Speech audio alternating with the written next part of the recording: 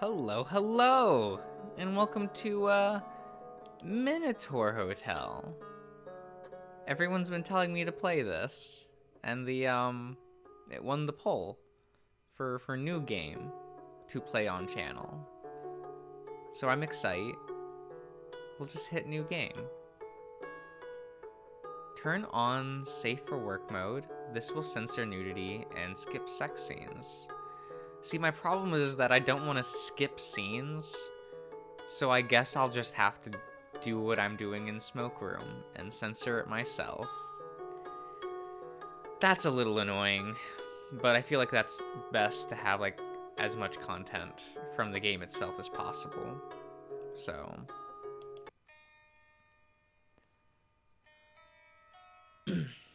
across the sea you shall find the island of Crete. Is it Crete? Yeah, Crete.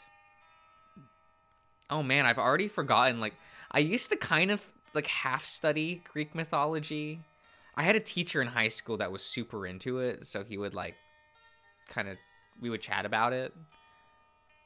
And then after that, you know, that teacher was kind of hot. I'm not gonna lie, but he was kind of a boomer, but like in not a bad way. From which the Titan Minos demanded tribute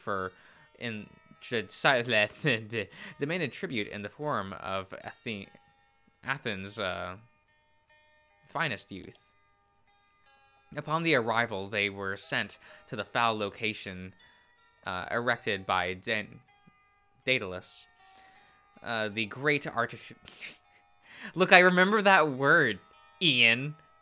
Fucking asking me how to pronounce this word in the middle of a stream. Oh my god, I love you. It was a labyrinth in which lived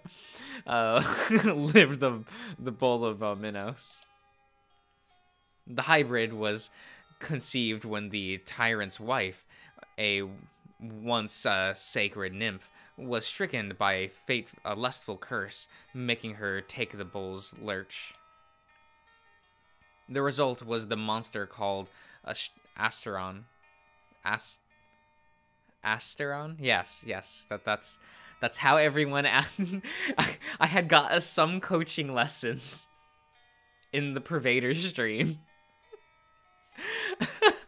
Love you guys. Thank you. Having no place in nature to take the consuming human flesh. Wait, what I just read? Having no place in nature, he took to consuming human flesh. Okay. He lived in the labyrinth, feeding off of Athenians, but among the sacrifices came a distinguished hero, Theseus, future king. The bright-eyed Athenian captivated the passions of Princess Ariadne?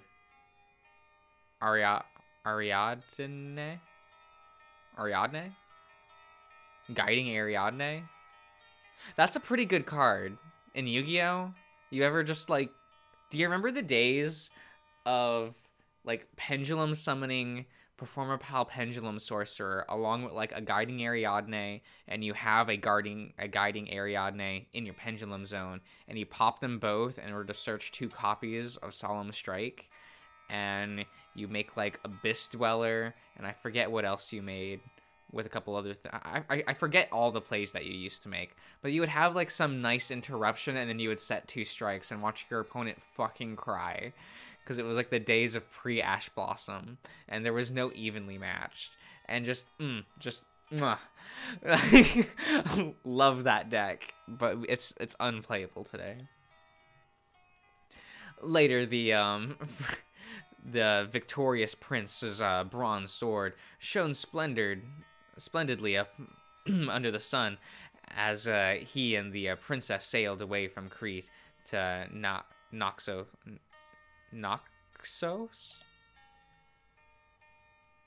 Prologue. The deed. Okay. Do they just put like a hotel on Crete? That'd be funny. You don't, oh, the buttons are up here. Interesting. Okay, Rodo. Seibu Log. Okay.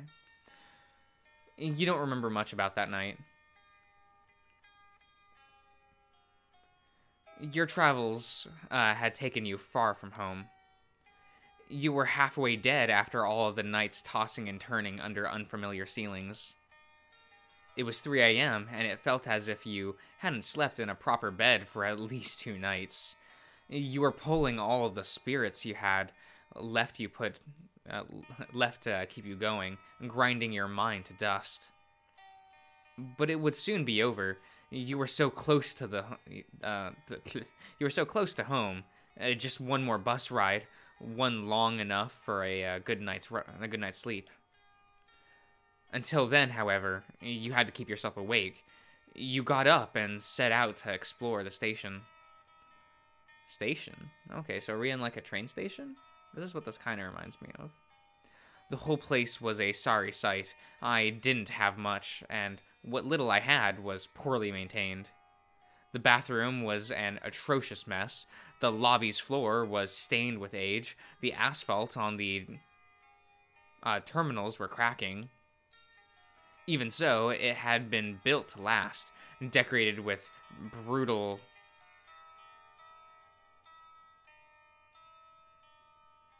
obsidian. That's what that word is. Yeah, that game developer that doesn't make... Do they still make games? Did they do Pillars of Eternity? I didn't play that game. They did, like, New Vegas, though, right? Was that correct? Yeah. Pillars cut right out of the earth itself, and marble tiles polished into the labyrinthian patterns.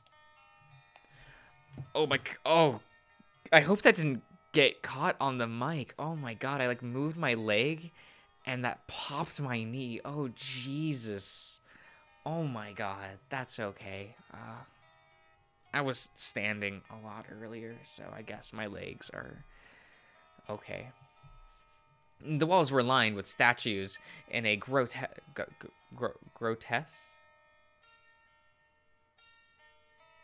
Okay, style. Their exaggerated expressions locked in wide-eyed screams. The ceiling was covered with latticed reproductions of painting. Yeah, latticed? Latticed. Okay, reproductions of paintings. Michelangelo's The Creation of Adam, and a bit up ahead, Picasso's That Word.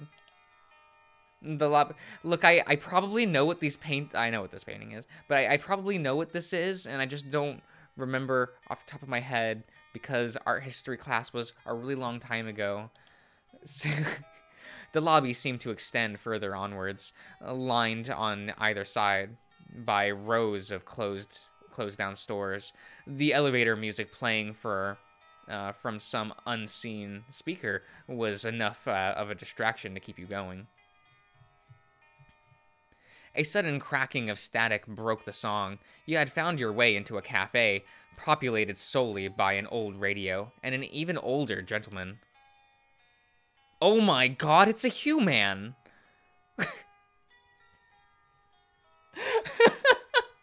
Wait, is this... is this the first human to be in a VN on this channel? Like, I know you play as humans in like in Limits and like in Adastra, which isn't on the channel yet. Maybe someday, guys, maybe someday. But like, is this the first like human character portrait on the channel? I don't know, but that excites me if it is, because that's just really funny. Because look at this man, look at this chin, that's amazing. His skin was paper thin. He held a cup of coffee, and every time he slipped from his sipped from it, his shaking hands would spill half the contents. Oh, Jesus. The old man's glazed gaze passed over you for a few dozen times before he realizes you were there. As he looked at you, he patted the stool beside him and shook his hand in your direction. He poured a cup for you. You sit, hunched over the counter, and take a sip. A breeze of life poured over your face. You can't even register what it tastes like. You just know right then and there that you are alive and wide awake. You look at your side to the old man. His face is contorted into some form of distress, lips quivering at his eyes darting to and fro. He puts a hand over each of his pockets, face still locked in fear, until his right hand falls over his breast pocket. He breathes a sigh of relief and looks at you. He starts talking. Oh, he grows. But not in a language you understand. He's not even looking at you. His gaze wanders around while with seemingly no goal, but eventually he finds a thread you can follow. You like a traveler type? You remind me of... He hesitates, glances around, mulls over his words. Yes, you remind me of myself in my younger days. He looks ahead and sips his, and takes a sip of his drink. You catch a glimmer in his eye, a sudden wakefulness. I was a fool. Never settled down and squandered my one chance at a proper life. Felt the road would always take me in. Ended up throwing away the one place I could call home. It's been rotting from who knows how long, and now I'm old. Always wondered if someone would ever take over and treat it right. Now, you do remind me of myself, and I wasn't a good man. Hopefully, you don't have the mean streak I had. I'm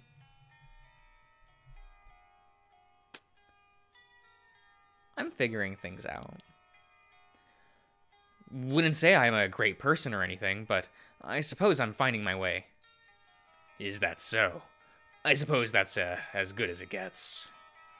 At least nowadays you can try. Back in my day, your father treated me like dirt, and no one batted an eye. I saw that happen a lot, too. I wasn't the only one. It made beasts out of my siblings and I, having a father like that. But you don't. But don't you think I'm blaming him. You can only point the finger at your dad for so long. At least eventually I found a way to make a living. How about you, young man? Have you found a calling? Oh,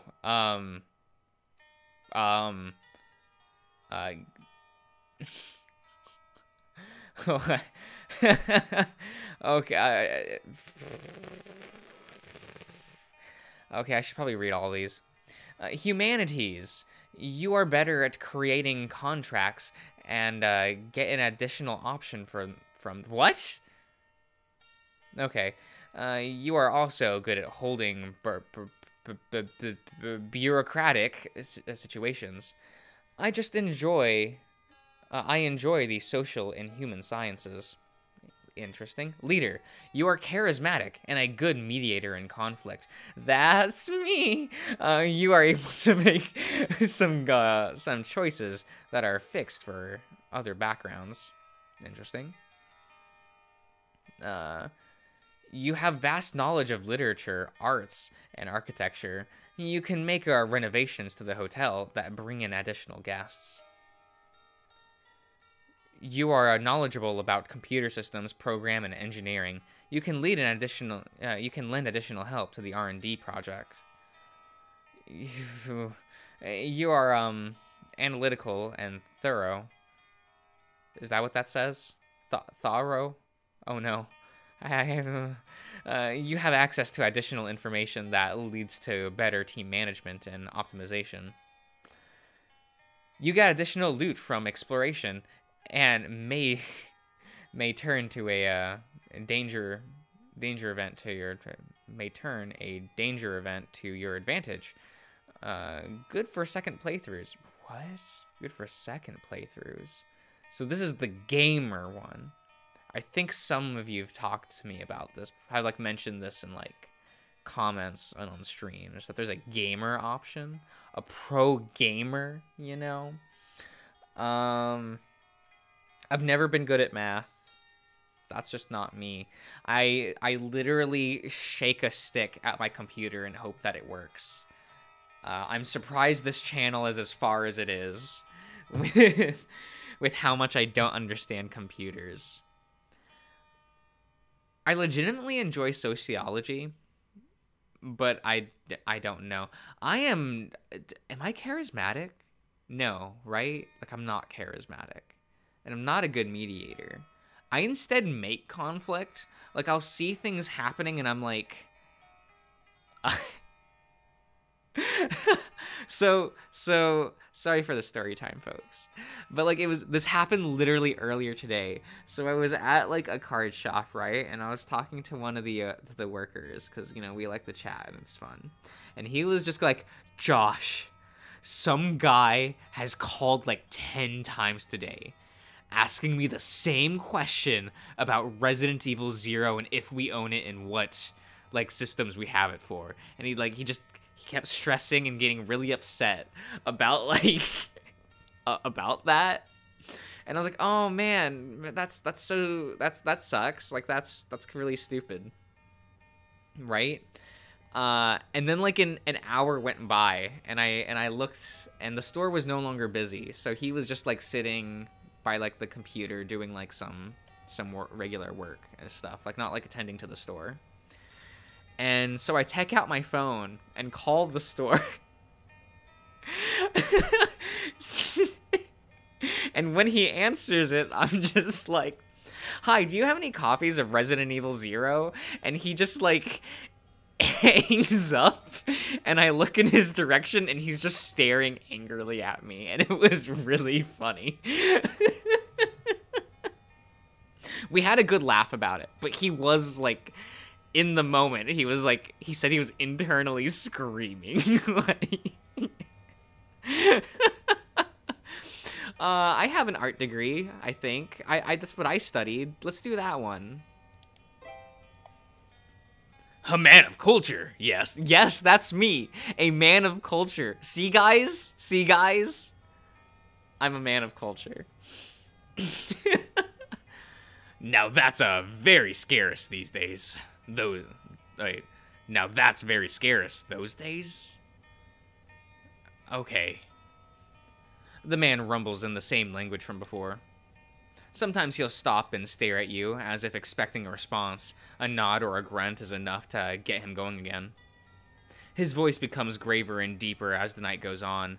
It is soothing, in a way, even if at times he'll, again, allude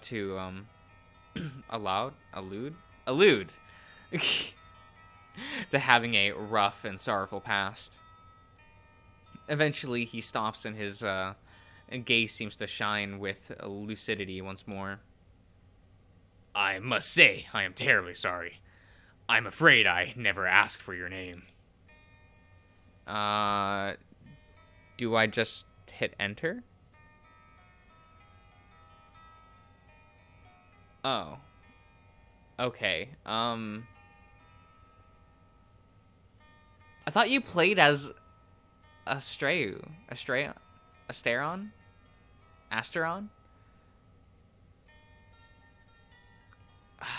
I guess I'll...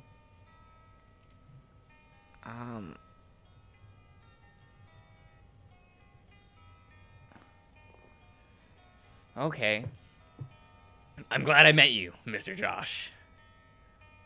The man's eyes become glazed again, and his hands start shaking. Coffee spills everywhere, but it's gone cold already. You seem like a well-traveled man. Oh, traveling when I was young was so difficult. Now you can be on the other side of the globe in a day or two. Oh, how the world has changed. There was this one time I talked to my brother just about this topic. Back home, there was this vineyard. No, excuse me. Where we spent so many summers. Eating and drinking. I remember it so well. It's like a moving picture. And you know what he told me? That when we were young, there was so much wonder and magic around us. It's true. We could walk down the road, a stony little thing from Roman times, and when we're children, once or twice every week, we'd see ghosts rising from cairns and crosses to mingle about. But things have changed so much. I think it's the technology. Spirits and the arcane don't mix well. Or maybe it's something in the eyes. My brother, he used to say it's because mankind lacks, piety? Piety? Nowadays. The unknown is, I don't know what piety means. I don't, what is this word?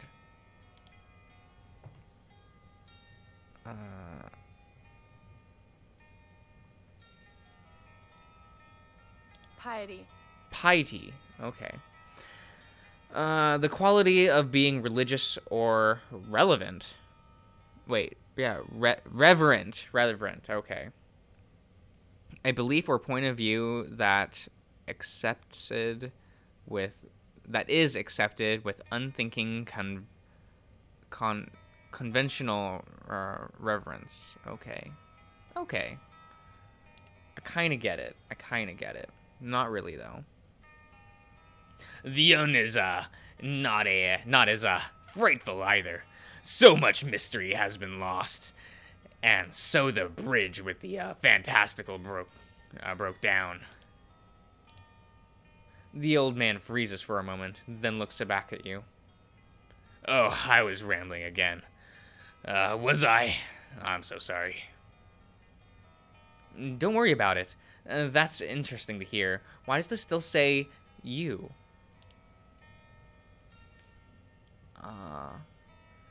I've seen something supernatural too. Science explains a lot.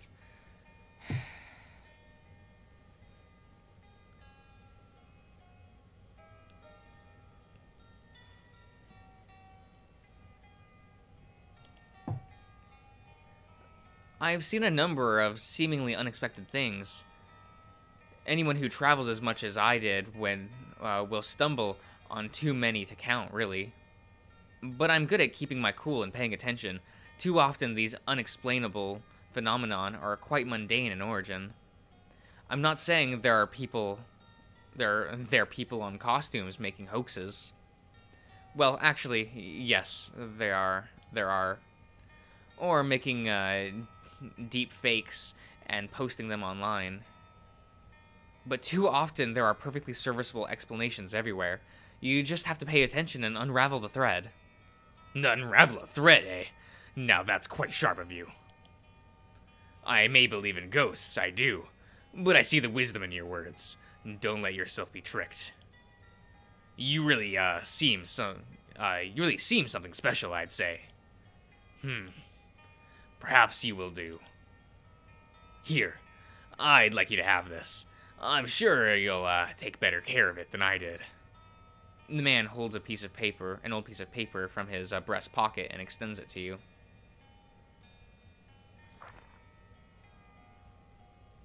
The deed for the place I told you about. The one I squandered.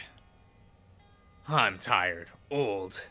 I would like someone to have it. I've been looking for an heir for a while now, and I don't quite feel like I have any more time to waste. Just take it. It's yours. A grandiose place, a hotel. Time's taken a toll, but you will love it. Just please take care of it. Be good. Give him a purpose. You raise an eyebrow at him. Did the old man try to give you a hotel just like that? Now who would do that? His wandering gaze betrays his senility.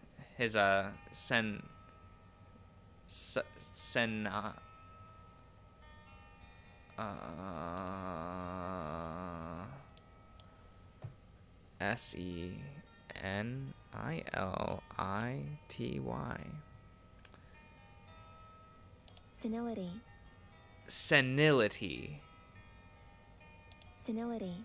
Huh. Senility. The condition of being senile. Oh, that makes sense. No. At times, he seems outright confused, as if he didn't know how he got here in the first place. You can't take it. You can't take it. It wouldn't be right to take advantage of someone like this. And that's assuming that piece of paper is a deed. It might just be a used napkin with a nice seal. The old man's gaze wanders around.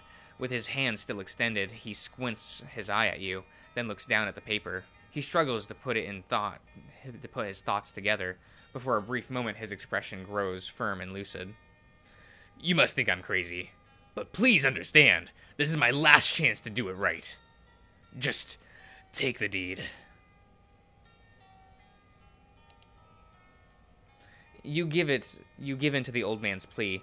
You're just accepting a piece of paper, after all. It's probably nothing, and if it indeed is something important, you can try to return it. You obtain the old D. To check your items, open the menu and go to this what? What? Where? Oh, what the fuck? What is all this? What? What? I'm not used to things like this being in like a VN. What is this, a point and click adventure? An old deed given to you by an old man. Despite its age, the wax seal is recent. What's this? What?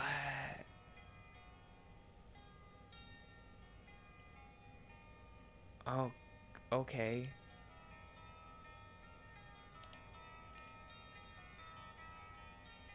The old piece of parchment looks unimaginably ancient, older than you. That's for sure, but the wax seal on it seems reasonably new, perhaps even fresh. You break open the seal to examine the paper's contents. It's gibberish written in an alphabet you've never seen before. Well, it would seem like this was all for nothing. You stick the deed in your jacket pocket. You look back at the old man, the corner of his mouth wrinkle, and he shakes ever so slightly. But his joy is short-lived. His gaze wanders once again. When his focus returns to you, he furrows his brow, and taking in each of your features one at a time. The old man mumbles something to himself, takes a sip of his coffee, and smiles. You are a very kind young man, Mr. Josh. He does remember your name, at least. You check your wristwatch, and the numbers too have turned to gibberish. You take it you've spent too much time here. You collect your luggage, say farewell to the old man, and thank him for the wonderful coffee. He subtly bows to you. No, Mr. Josh. It is I who ought to be grateful. It was a pleasure dealing with you. You leave the cafe and make your way to the bus terminal. The station is deserted, save for a single man smoking a cigarette outside the cafe. You greet him with a nod, and he responds in kind. Aside from the old man, he is the only person you find, but maybe that ought to be expected at this time of night. You make your way through the empty station. There's no one to greet you at the boarding platform. The bus is so dark, you can barely make out the driver's silhouette. As soon as you sit down and recline, you try to process the night's events, but your thoughts skitter away. It's so hard to say for sure exactly how long you've been traveling. All the airports, truck stops, train stations, and ports mixed together. The relentless and unending travel to the The relentless of unending travel is the only constant. It doesn't take long for you to give up. A merciful warmth seeps from your chest as you fall asleep.